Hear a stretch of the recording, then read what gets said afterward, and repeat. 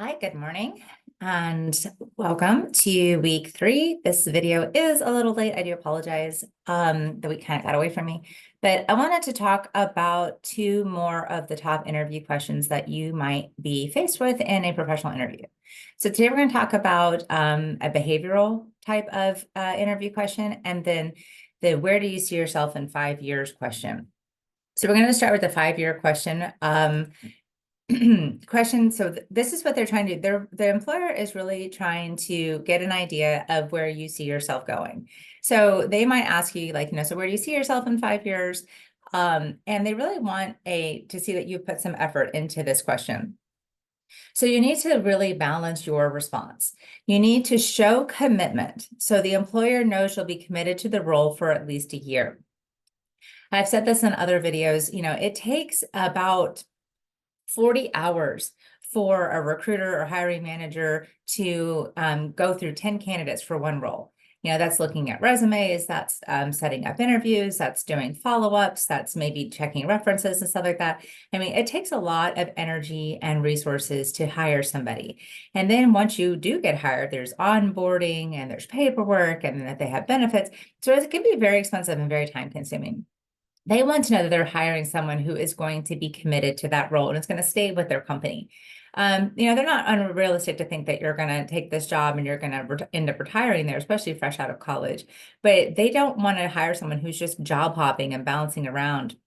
That's why you need to make sure that, on your resume, you've got some sustainability, you've got some substance on your resume. If you've got jobs that are just a couple months here, a couple months there, you really start to look like a flight risk.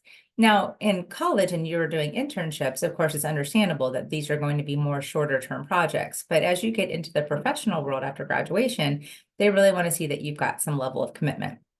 So they want to know that you're going to be committed to the role.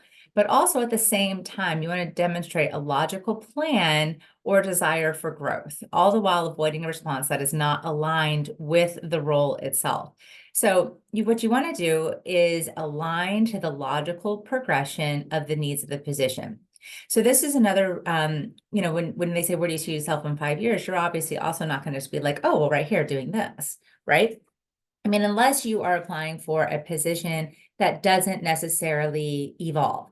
For example, like when I was a high school teacher, that's when you become a teacher, that's really what you do. You're a teacher. It doesn't like over the next couple of years, and you move into dean, then you move into assistant principal or principal. I mean, unless you go for those certifications and ththose higher degrees, and that's what you're trying to do. But the majority of people who go into the teaching profession, they get a job as a teacher, and then that's what they do for, the next 40, 50 years. It's a unique kind of position. But for the rest of us that are going into the professional world, they want to see some kind of growth. If you're going in as entry level with entry level pay, are you actually willing to say that you're going to accept these entry level responsibilities with entry level pay in 5 years when you now have 5 years experience? Probably not. So you need to know what the logical progression of the position is. So, and then ask yourself this, if you don't see a future for yourself in this role, then you won't take it seriously and you won't put forth your best effort. So why are you applying for this job? Hopefully it is something that you want to do. You've got to be, I don't want to say passionate because I don't want to, maybe you're not, but like for me, like it's important that I'm passionate about my job because I love what I do. And therefore I can put in a ton of effort that I wouldn't necessarily be putting in if I didn't care for the position. So I'm not going to take a job with a company just to take it unless it's something that I want. Okay. And hopefully you guys would feel that same way. A job, a part-time job, something to get you through, to pay the bills, that's something totally different, but we're talking about your career here. All right, so do this. Your answer should reflect a commitment to the role and to the company. Remember, they don't want to just hire somebody who they have to turn around and fill that role in a couple months because you jumped ship. Show them your plan for the position and where you see yourself going in, and show them how you'll do it and the resources that you will need along the way. And then you want to tell them why these are your goals. All right, don't do this. This is something you don't want to do. Don't tell them your plan is to use this position as a stepping stone to advance your career, because then they'll feel like you're just using them for your own personal gain. Even if that is the case, you're just trying to get some experience because, you're kind of stuck in this you need experience to get a job, but you need a job to get the experience. So you may very well just be using this as, I just got to get some experience. I just got to use this to start so that I can step up into the next role. But you just don't want to say that in an interview. That's going to really turn them off.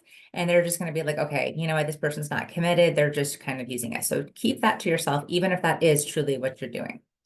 Don't give them an impossible or unrealistic 5-year plan, and don't tell them that you want your job or their job, sorry, because that's just too threatening. Like if somebody's sitting across from me and they're like, oh, well, I'm going to have your job in 5 years. Well, where am I going? You know, again, if everybody's kind of progressing and advancing, but that just is way too aggressive. All right, so create your answer this way. So step one, going to ask yourself, what's the natural progression for the type of work that you do?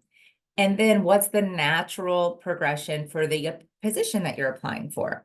So I kind of think of something like maybe HR, and I don't exactly know like how it goes, but maybe you start off as HR generalist, then HR analyst, and then director, and so something like that. Like, what is the natural progression? All right. Then you're going to create your answer. You're going to list about 3 to 5 of your short-term career goals. Take some time to brainstorm. I'm a huge fan of brainstorming. It really helps your brain just start thinking of things that maybe you hadn't thought of.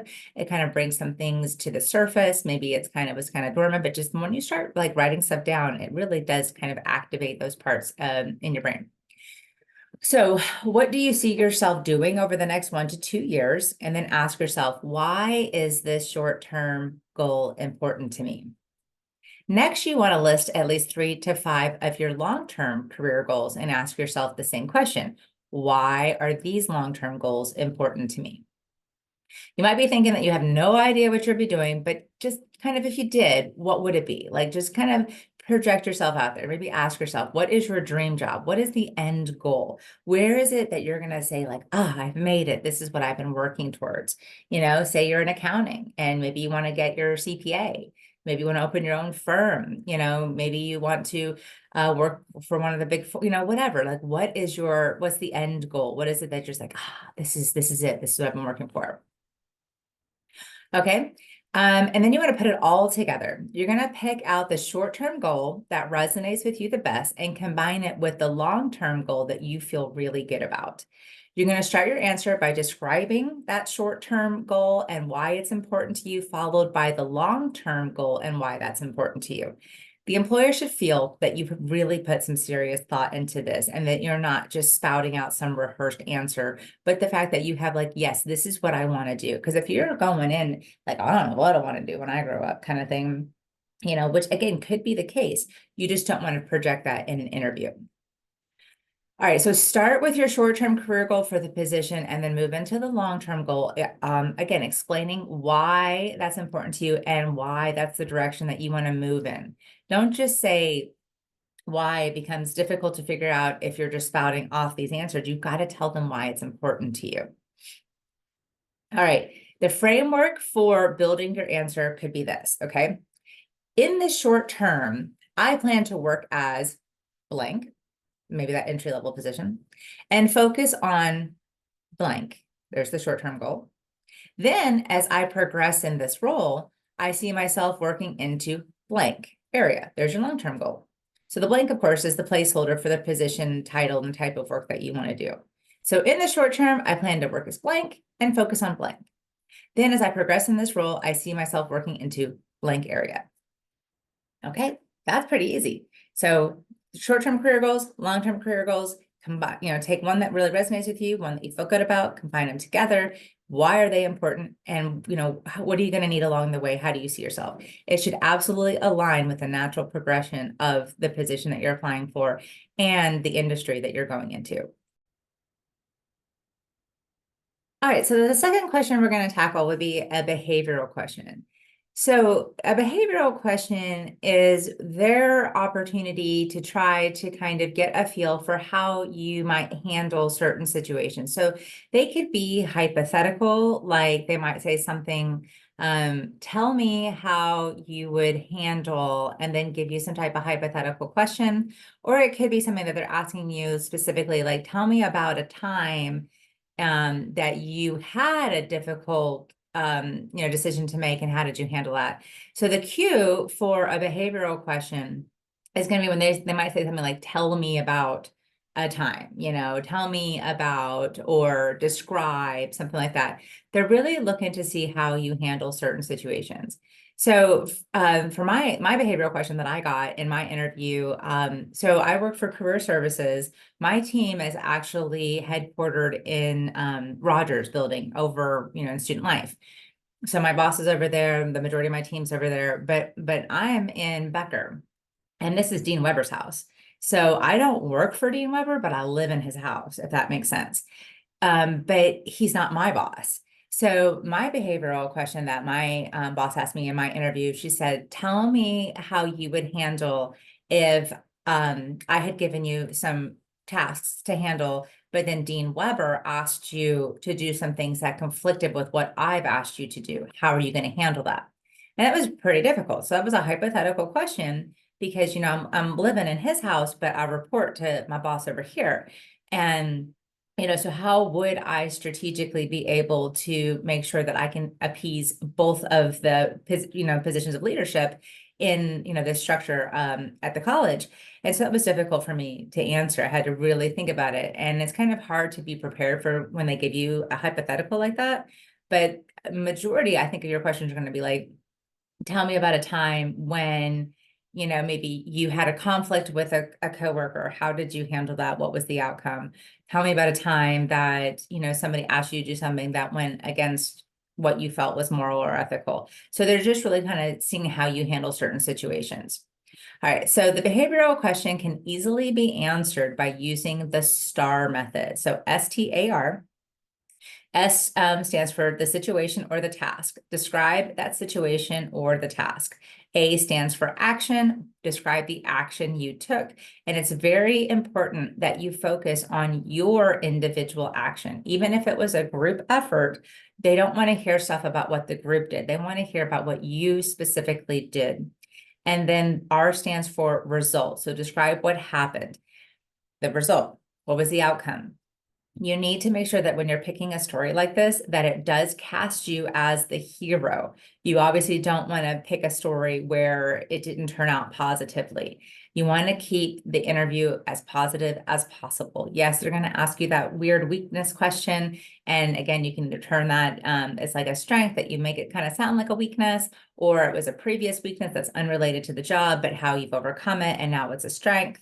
So it's not necessarily that negative, but the rest of the questions, you really want to keep them, painting that picture of you and the role. Remember, you're filling the gaps, you're connecting the dots from the job description to you to show that you're the best candidate, and, that how you are going to bring all this value to their organization. So always pick something that casts you as the hero.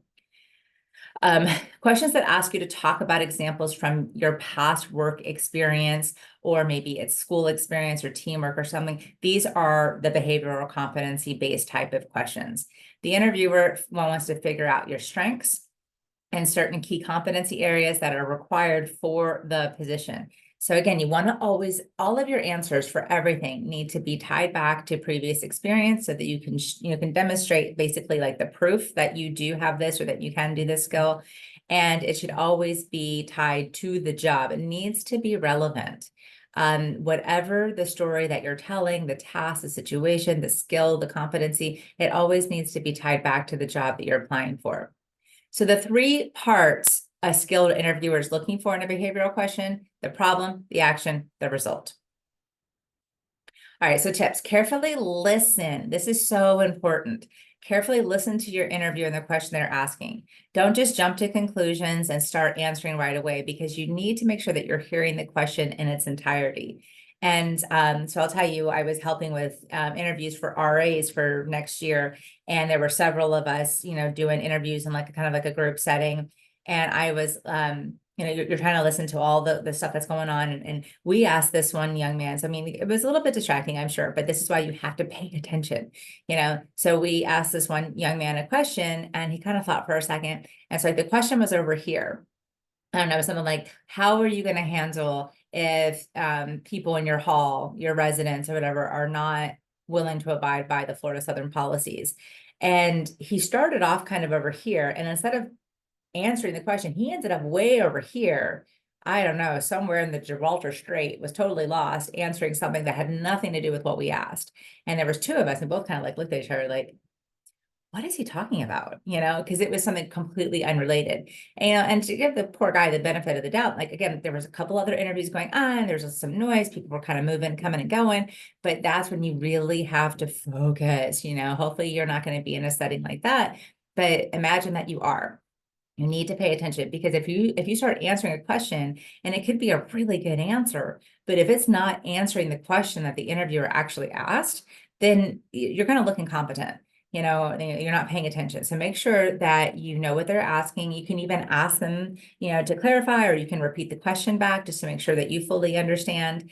And then you can think for a second, but carefully choose your language also when answering their questions. You want to try to use language that is specific to your industry, and this will allow you to be perceived more as an expert in your field. So before the interview, research some of the terms and jargon that might be used by the company you're interviewing with, and try to incorporate that into your answers. Carefully choose examples from your past that you want to talk about, because any follow-up questions are game.